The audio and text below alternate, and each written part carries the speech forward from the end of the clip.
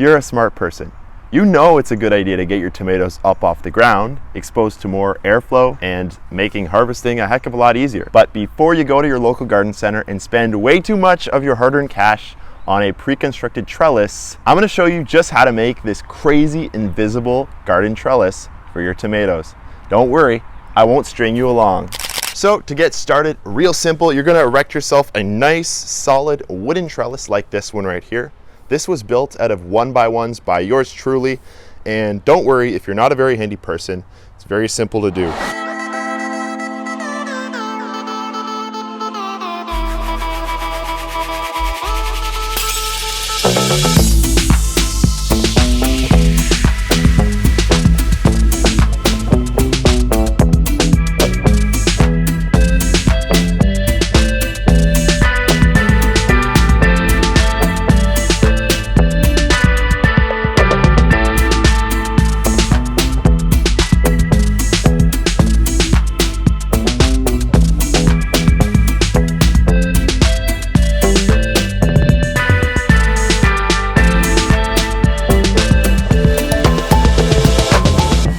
So this row of gorgeous cherry tomato plants right here is approximately 10 feet long, and I recommend you put your support beams at intervals of around 5 feet. This will create a nice solid structure that'll carry your tomatoes to fruition, and the next step is very important. It's how you're going to get these suckers off the ground. Let's get into it. This plant right here is a chocolate cherry tomato.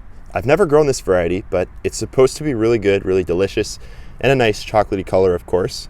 And what I'm going to do is I'm just going to tie a string around the base. Next, I'm going to start spiraling it around the stem. You can go clockwise, counterclockwise. It really doesn't matter. Your tomato plant won't mind either way. And I usually like to leave a few extra feet of twine just in case I want to make adjustments later in the season. You know, if the plant's getting a little too tall and I want to adjust, lower it down a bit, or I might just simply top the plant off. It depends on my mood, but giving yourself some extra slack can't hurt.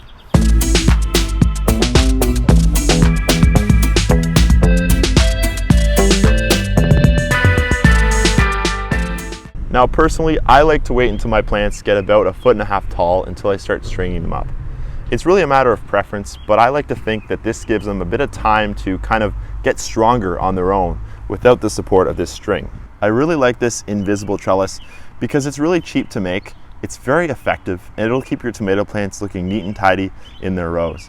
One thing I like about it is that if you want to have multiple stems, you can simply drop multiple lines. So in this case, I haven't decided yet if I'm going to do single or double stem tomato plants, and that's going to be a pruning choice that I'll have to make. But once I make that choice, if I decide to go with the double stem method, I'll simply run another string down to support that second leader. So it's a really flexible trellis.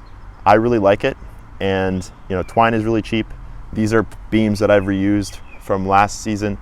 So it's a great way to save money in the garden while still keeping your garden neat and tidy and allowing your tomato plants to get up off the ground and have that ample airflow that you're looking for. So I hope that you think this trellis is pretty nifty. I sure do. This row is beefsteaks and this row is cherries.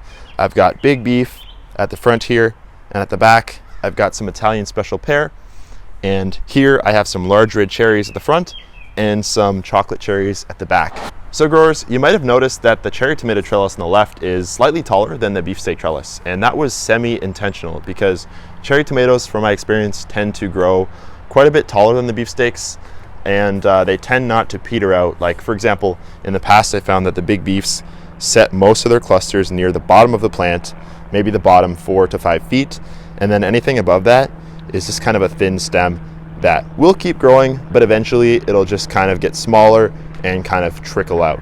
So having this nice tall trellis for the cherries is going to be perfect. Slightly shorter trellis for the beefsteaks, and this one is also going to be able to take the weight a little better.